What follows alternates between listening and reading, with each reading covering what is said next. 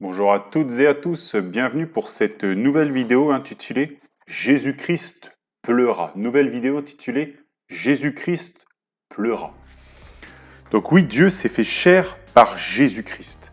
Jésus-Christ a embrassé notre condition. Dieu n'est pas insensible à nos souffrances et à nos difficultés. Il les voit et il les a embrassées jusqu'à la mort à la croix. Merci Seigneur. Certains disent Dieu est loin et il ne ressent rien. Cela n'est pas vrai, ce n'est pas vrai, c'est faux.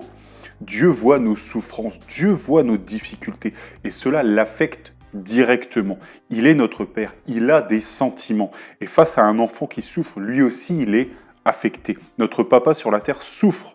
Mon frère, ma soeur, quand tu souffres, à combien plus forte raison pour celui qui a été pour toi, pour moi, souffrir à la croix. À combien plus forte raison pour notre Père céleste. Oui, il est affecté par nos souffrances, par nos difficultés. Jésus, quand il a parcouru cette terre, dans la chair, il a été affecté par chacune de nos souffrances. Face à Lazare qui a été mort, la Bible dit « Jésus pleura ». Jésus pleura. On va le lire ensemble. Évangile de Jean, chapitre 11, versets 31 à 36.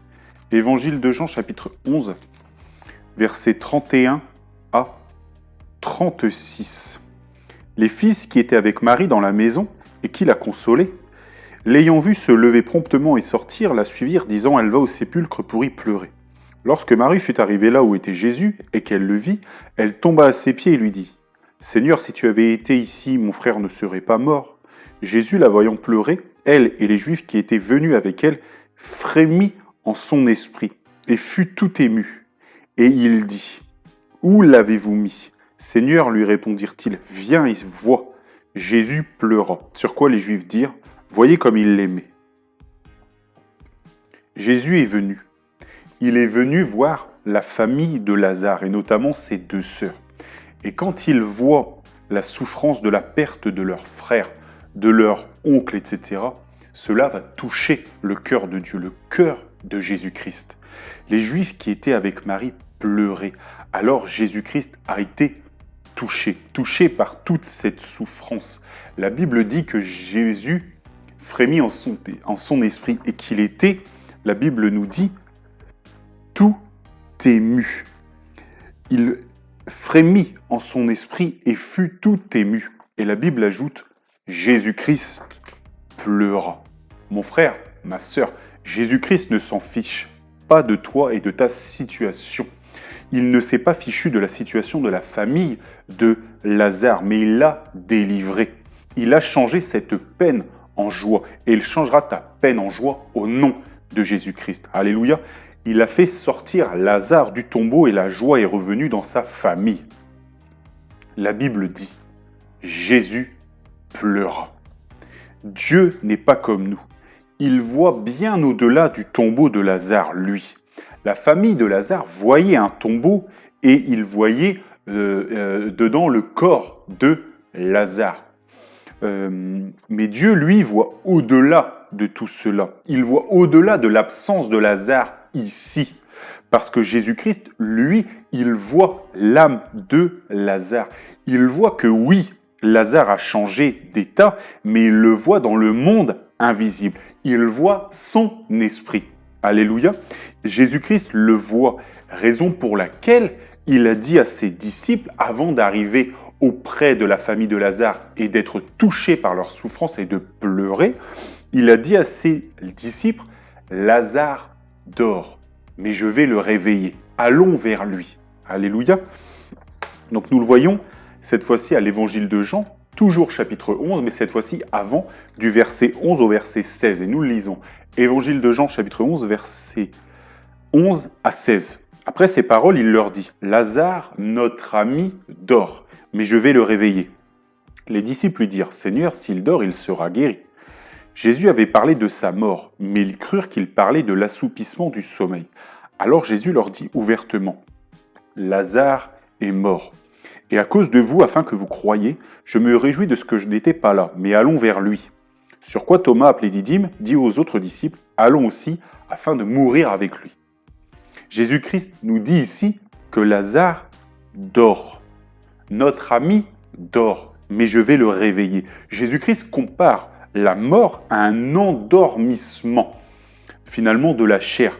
Et oui, car l'esprit de Lazare, lui, vit. Jésus-Christ l'a bien dit, pour Dieu, tous sont vivants. Et oui, même ceux qui sont morts, même si la chair là est inanimée, tous sont vivants parce que l'esprit est vivant. Les disciples de Jésus-Christ n'avaient pas compris quand ils disaient ça, que Lazare dormait, ils n'avaient pas compris qu'il parlait de la mort de Lazare.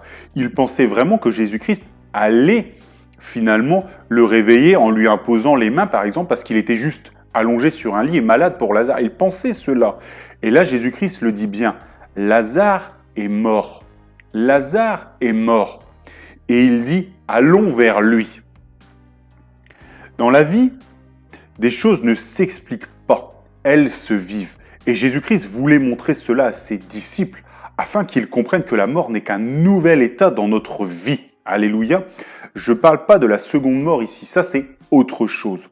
Mais en tout cas, oui, il y a un jour la mort, la chair meurt, mais l'esprit lui est vie. Et pour Dieu, tous sont vivants. C'est pour ça qu'une chair là allongée, c'est pour ça que Jésus-Christ dit que finalement Lazare dort. Parce que Jésus-Christ sait que s'il remet l'esprit de Lazare en sa chair, alors la chair va se réveiller, va se mettre à bouger. Alléluia. Donc Jésus-Christ, il a été avec ses disciples et là il l'a vu. Il a vu toute la tristesse de la famille de Lazare. Et là, une question, mon frère, ma sœur, me traverse l'esprit. Lazare est-il finalement heureux, lui, en esprit, dans son nouvel état? La Bible ne le dit pas, mais après tout, personne ne lui a demandé s'il voulait revenir en sa chair. Peut-être que Jésus-Christ lui a demandé. Un jour, nous le saurons. Alléluia. Quoi qu'il en soit, la Bible dit que quand Jésus-Christ a vu toute cette souffrance, il a été ému, il a été touché, il a été impacté parce que Dieu a un cœur, Dieu a un bon cœur. Et quand Dieu voit la souffrance des personnes, ça l'affecte. Alors oui, Jésus-Christ pleura.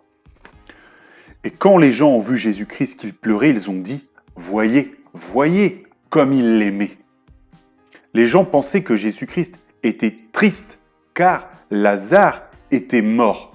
Ils pensaient cela, mais pas du tout, car Jésus-Christ, car Dieu voit Lazare en esprit.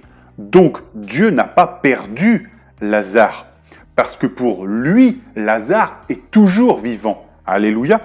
Mais Jésus-Christ a vu, il a vu la souffrance de sa famille, de ses proches, et c'est ça qui l'a touché, c'est ça qui l'a ému. Alléluia. N'est-ce pas là merveilleux de voir le Tout-Puissant s'inquiéter de notre sort, de notre souffrance? Lui qui n'a aucune limite, aucune impossibilité, il s'arrête devant la famille de Lazare, devant ses proches. Et oui, il est touché parce que Jésus-Christ pleura. Il souffre dans son amour pour chacun d'entre nous. Et ça, c'est merveilleux. Merci Seigneur. Aujourd'hui, les gens s'arrêtent à peine quand quelqu'un a besoin d'aide par terre, la plupart du temps. Et lui, Jésus-Christ, pour qui nous ne sommes que des fourmis dans le monde, tellement il est au-dessus de nous, il s'arrête sur notre malheur, sur nos souffrances et il pleure. Jésus-Christ, mon frère, ma sœur, veut vivre en étant près de toi, dans les bons moments comme dans les mauvais jours. Et il veut répandre sa bénédiction dans ta vie et te relever, mon frère, ma sœur, quand tu souffriras. Sois-en certain. Dieu aurait pu dire à la famille de Lazare, arrêtez de pleurer. Jésus-Christ aurait pu dire, arrêtez de pleurer. Vous le reverrez quand vous irez au ciel. Ce n'est qu'un au revoir. Il a quitté sa chair et il est vivant en esprit. Mais Dieu a été touché, ému. Notre Dieu a des sentiments envers ses créatures, ses enfants. Il ne reste pas de marbre devant toi. Ne pense jamais cela. Jésus-Christ a vu la souffrance. Il a pleuré et il a relevé Lazare. Il a dit ôtez la pierre. Dieu voulait faire du bien à sa famille et il l'a fait. Mon frère, ma sœur, toi qui es dans l'affliction, car oui, des fois il nous faut passer par là.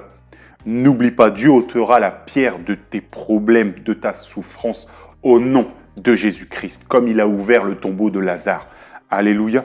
Jésus-Christ a dit à Lazare, sors, sors. Et Lazare est sorti de la mort vers la vie. Et les larmes de sa famille se sont changées en joie. Mon frère, ma sœur, espère en l'Éternel même dans les larmes, car Dieu peut ouvrir tous les tombeaux pour toi au nom de Jésus-Christ. Alléluia.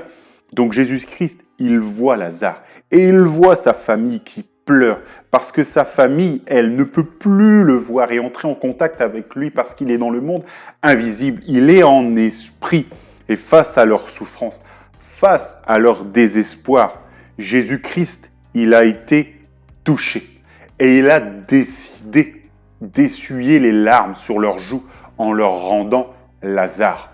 Il est Dieu, il aurait pu décider autre chose parce qu'il est souverain. Il aurait pu prendre un autre chemin parce qu'il est souverain. Mais il a choisi la voie, mon frère, ma soeur, pour nous, la voie de l'amour, la voie de la compassion, la voie pour nous faire du bien à nous qui le regardons et à nous qui espérons en lui. Alléluia.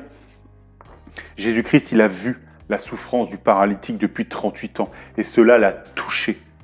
Il a vu la souffrance de la femme qui avait sa perte de sang.